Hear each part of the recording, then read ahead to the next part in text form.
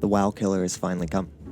Ultimately, it wasn't a new, flashy game with unique and exciting elements which revolutionized the genre. The MMO king was ultimately toppled by a game that came out 11 years ago, went through a series of major changes, and is still months away from the next expansion. Why Final Fantasy? And why now?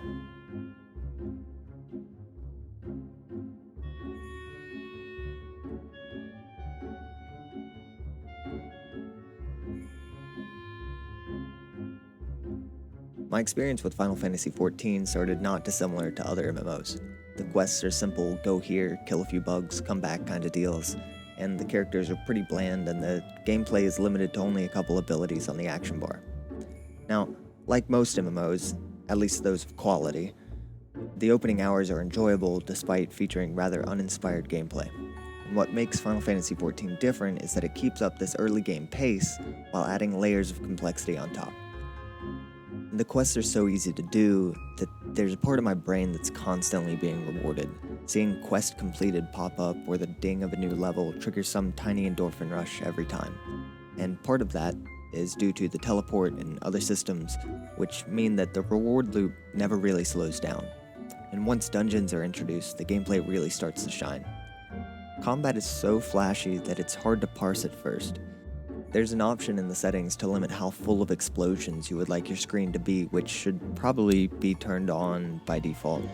But once one manages to see through the neon flashing lights, the combat, while initially slower than other MMOs, offers a depth that they don't possess. The game does an excellent job of pushing the player in these dungeons to learn and experience things that they haven't ever seen before. And by the end of the first 200 or so main story quests that make up the base game, I was completely hooked on the gameplay loop. Final Fantasy XIV makes use of its content better than other MMOs by allowing effectively the entire game to be experienced on a single character. Each time through the leveling process, the player is likely to experience things that they missed before. It's entirely possible, likely even, that a player leveling through the world of Warcraft will miss out on at least some content because there's more quests than there are levels to gain. And this means that the next time that player levels a character, there's no reason to not do exactly what was done before. Final Fantasy's MSQ offers an on-rails experience that showcases a world which can then be more thoroughly explored. The dungeons and quests which aren't on the main storyline are reasons themselves to go level a new job. Where World of Warcraft has come to pushing the player through old content faster and faster, with the outcome being that that content is likely never really experienced, Final Fantasy XIV is built so that the content you missed on your way to max level isn't ever really made redundant.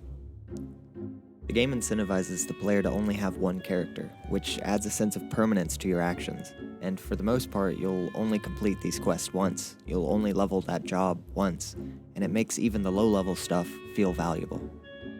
Throughout the leveling process, the player is placed into large-scale instances that in most MMOs would be reserved for end-game content. Of course, a player could always go back and experience those old raids if they wanted to, but having the raids be a part of the main story means that that old content is always relevant. And as much as I was enjoying all of these aspects of the game, it wasn't until midway through the Stormblood expansion that I was hit by some kind of realization. It struck me for the first time in a fairly profound way as I teleported to Limsa what Final Fantasy XIV is doing that I hadn't experienced to quite the same degree in other games like it. Upon going to Ironforge early in my WoW career, and seeing a rogue in full Tier 2 armor, or later when some lucky raiders who weren't 11 and could actually kill Kael'thas flew by on their alarm mounts, I was awestruck in some way. I wanted that stuff. I wanted those warglaves, the paladin Tier 2, and all that cool stuff that stuck in my mind and made me want to keep playing. And that moment in Limsa was similar, yet instead of wanting to have something in this internet world, I wanted to be there. And I don't mean in some cosplaying, LARPing kind of way. I haven't quite broken out the bunny ears in earnest yet. I simply mean that the world was so inviting and rich, with strange, fun things I just wanted to spend some time there. And this stands in contrast to all my time in WoW, where there was a constant goal, and without that goal, there was no reason to be playing.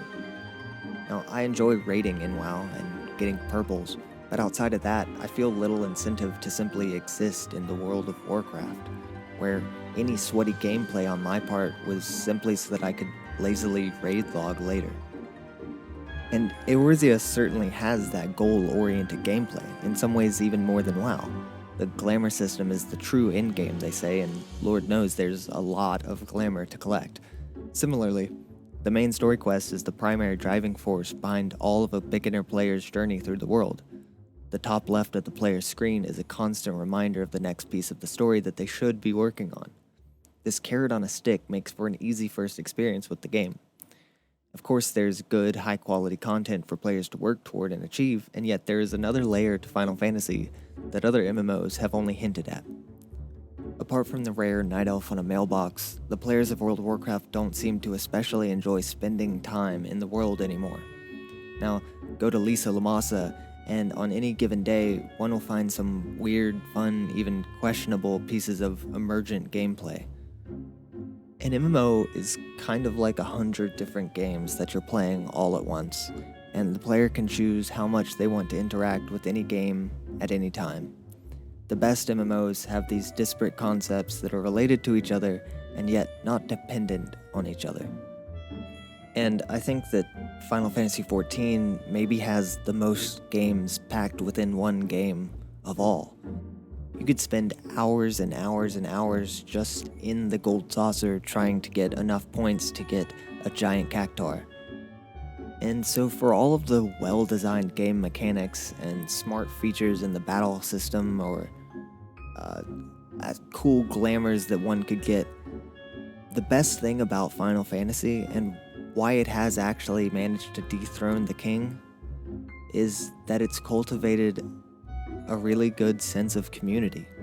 In the 11 days of playtime that I have on my character, I've only had to deal with one person who is kind of a dick. And that kind of efficiency is unheard of in WoW. Despite getting dropped into groups with completely random people, when I was playing classes that I didn't understand, doing roles that I had never performed before, there's a strong sense within the community that plays the game that they want people to have a good time playing the game. It isn't just about what purple item can I acquire, it's about how good of a time can we all have together.